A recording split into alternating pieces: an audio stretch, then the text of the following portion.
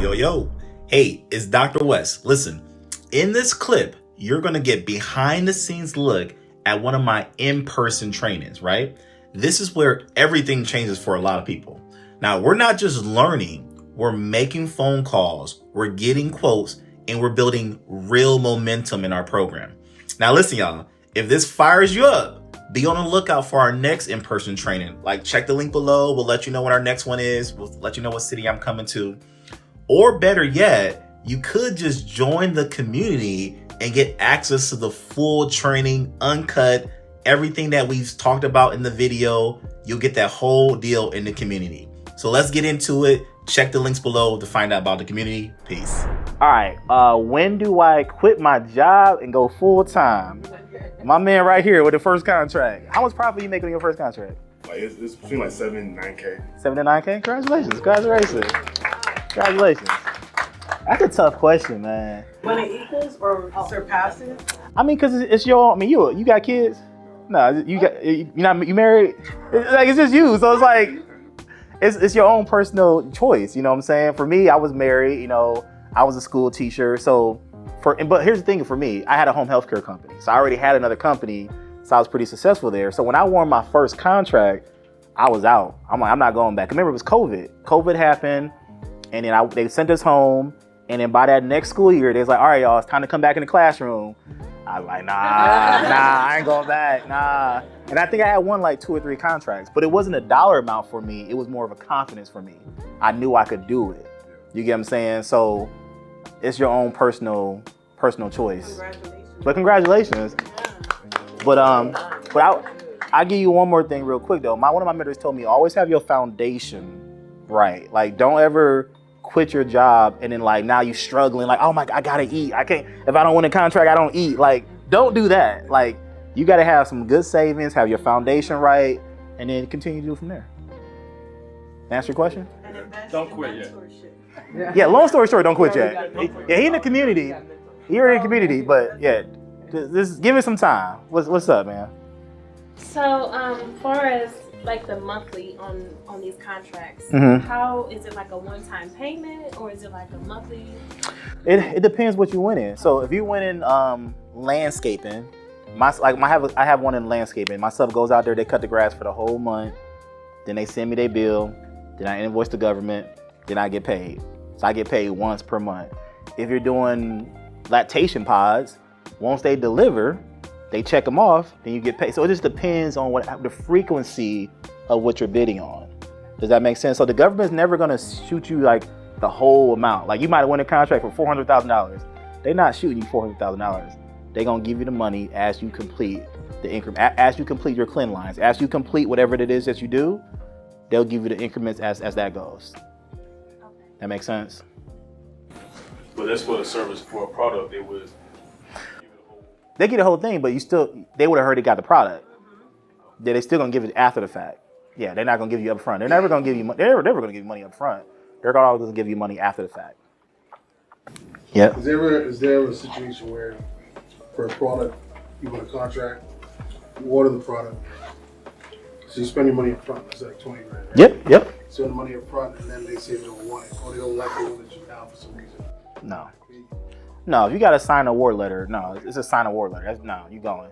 Now, you only will order it paid after you get a signed award letter. Yeah. But they will pay you out. Yes, if it's a signed award letter, you have to. I mean, for sure.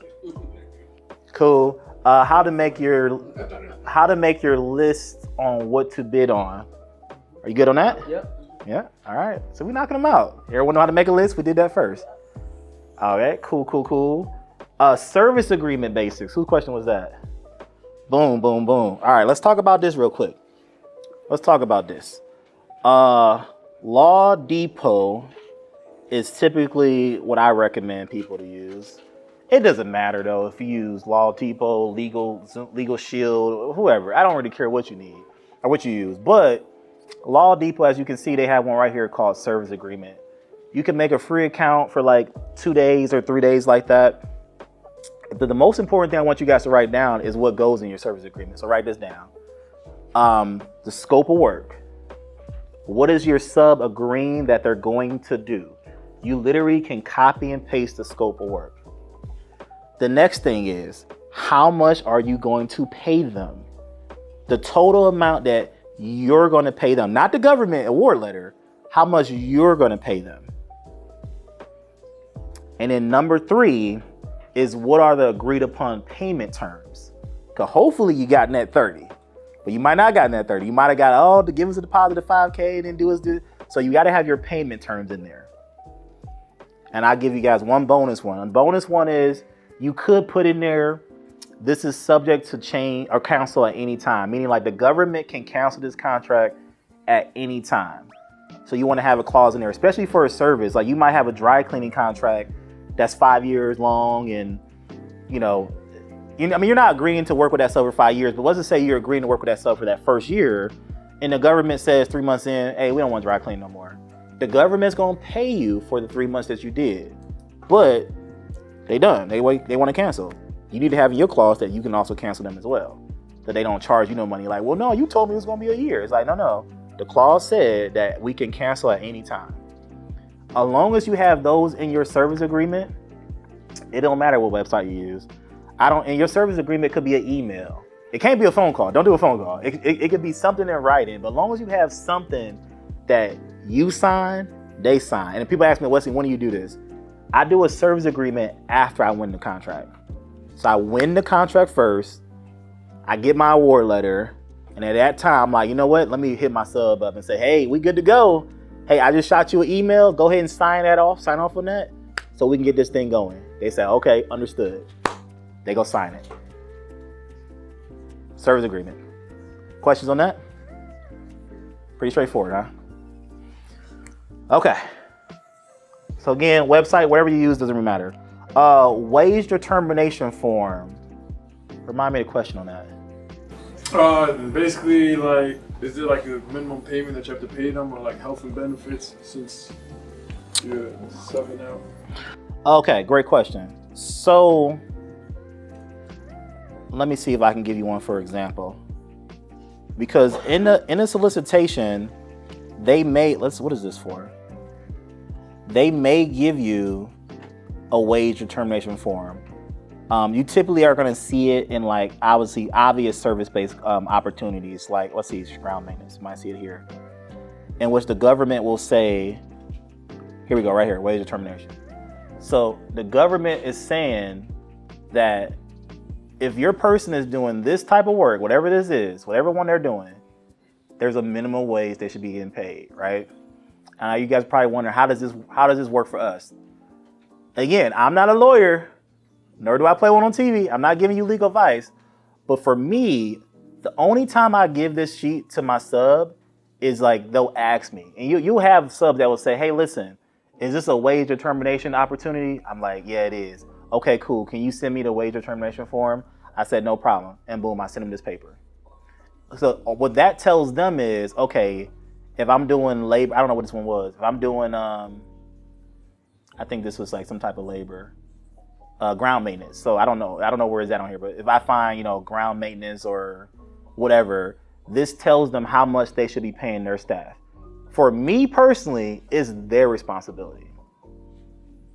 Now, you probably, Wesley, but in your case, Cole, hey, I ain't a lawyer. I don't play one on TV. I'm just telling you that I'm going to give this to my sub. And kind of what you're speaking to, Ms. Tucker, it's like, it is our responsibility now, okay? You can't just be having your sub out here just hiring anybody off the street. And they paying them underneath the table. Like, that is illegal, okay? So, like, if you want to check them, you got to check them. But that's why you got to build good rapport with subs. You got to know what they're doing. Like that sub I talked to earlier, he said, I just got my machine. I got my, he sounds like he out there doing the work. So I feel confident. But he would have been like, well, no, I got my, my friend down the street. He going to be doing this. I'm like, you got to pay your staff what you about to pay your staff. But I'd never go into a company and say, how much are you paying your staff? I don't do that. So we should just send them this? I send them the paper and I'm done.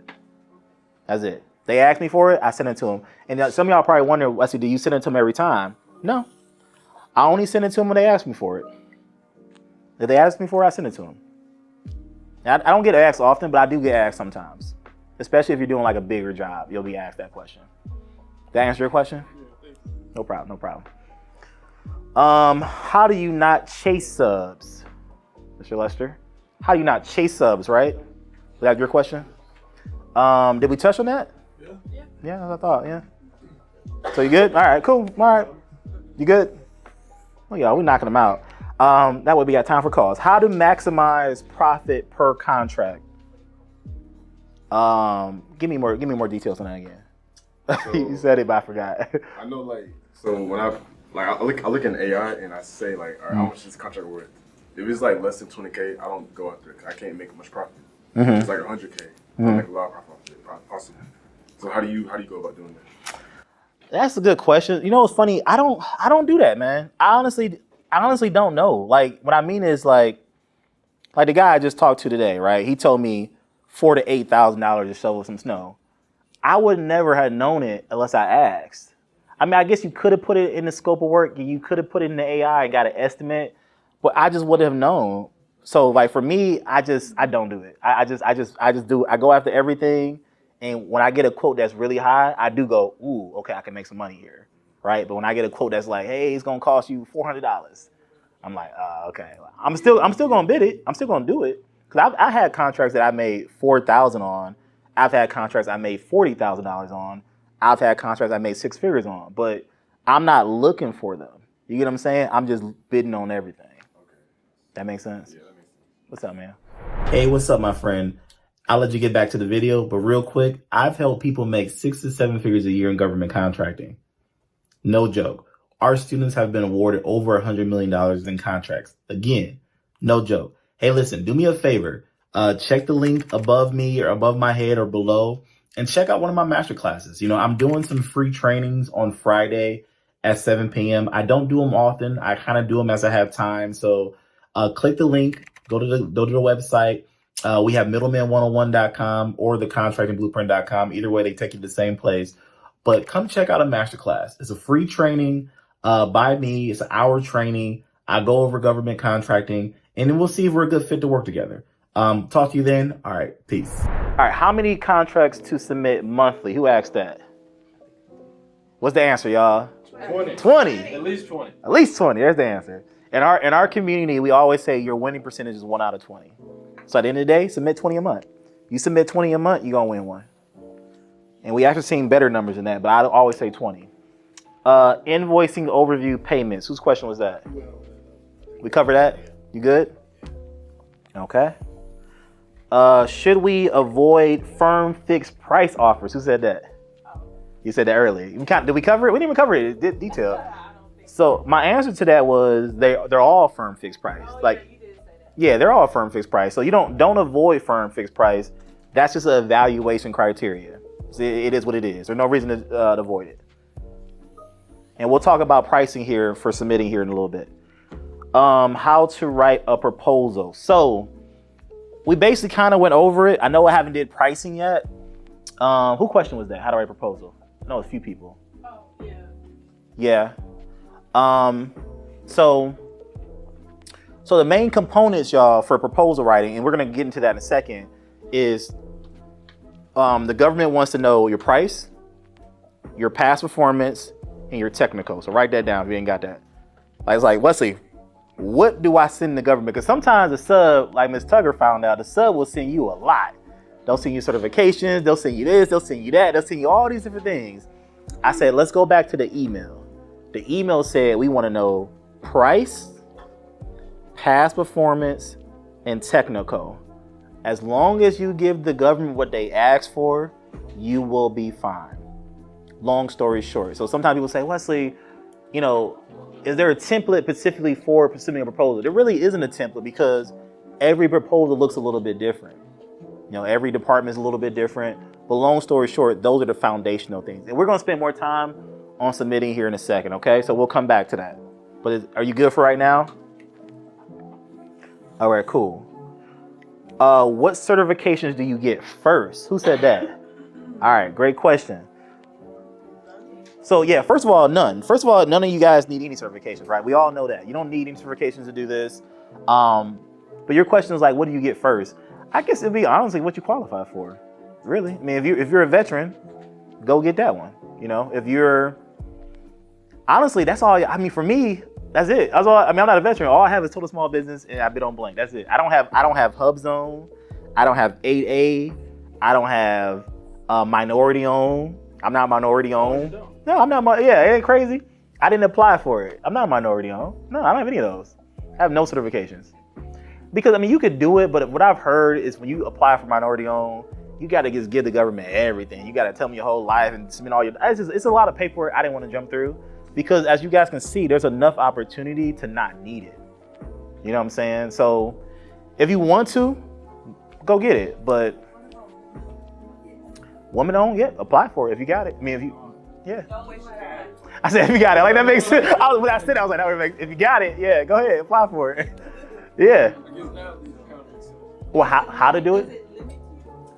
No, it doesn't limit you. It puts you in a smaller room. So now you can bid on ones that are for women-owned only, and just know that you're only bidding against women-owned companies. How to identify and avoid government contracting scams. Yeah, I want to talk on this one. I've said it plenty of times, but remember, if you get an email that says they are a CO and they wanted you to give them a quote, be wary of that, period. Now, if the email, here's one thing that's a red flag. The email should end in like a .gov or a .mil. That means military.gov, NASA, VA. I mean, it can end in any department, but as long as it ends in a government URL, does that make sense? .mil, then it may be real. It still could be fake because they what they call it, they can clone their emails, they can match their emails. It can still be fake. So be very careful. So if I get an email from a CO that says, hey, go ahead and bid on this, I'm gonna go look it up on sam.gov and I'm gonna call the CO. Yes. Yep.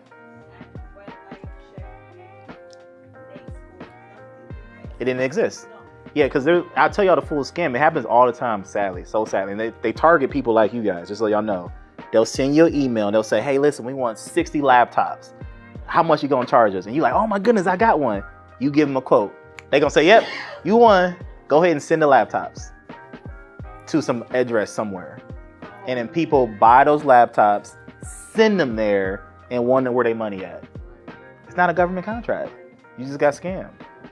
And it's happened so many times. No one inside my program, but it's happened to people that have called me and told me it happened to them. This is the best decision that I've made in a long time for myself. There's so much information that's being shared with us right now. You know, just yesterday, I had a major aha moment. I know today I expect another aha moment too. Just absorb like a sponge. That's all I can tell you, man. Just absorb like a sponge, because guess what? We all will be next. Guaranteed. We all will be next. Aha moments, he's dropping golden nuggets.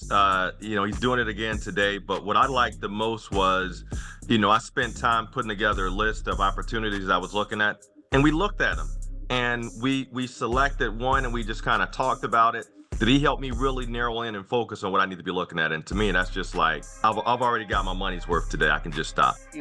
Just full disclosure, I had pushed and went all the way through everything. Registration, website, NAICS codes, set aside, all of that stuff set up. Cage code, all of that's been done. Myself, I was at a point to where I didn't know what the next steps were. I asked a couple of questions yesterday, got clarification, and that was great. I didn't ask any questions today. I've been listening because it's hard to articulate, but it's almost like you don't know what you don't know. But to listen to the other students and Dr. West and the response and all of that triggered things for me. I'm like, oh, and I would write something down or I'd take a note. It's great to come with specific questions, but just to sit and listen to that detail and listen to what some other people are experiencing and some of their questions and challenges, and you can be like, oh yeah, I hadn't thought of that. Yeah, this is a great session.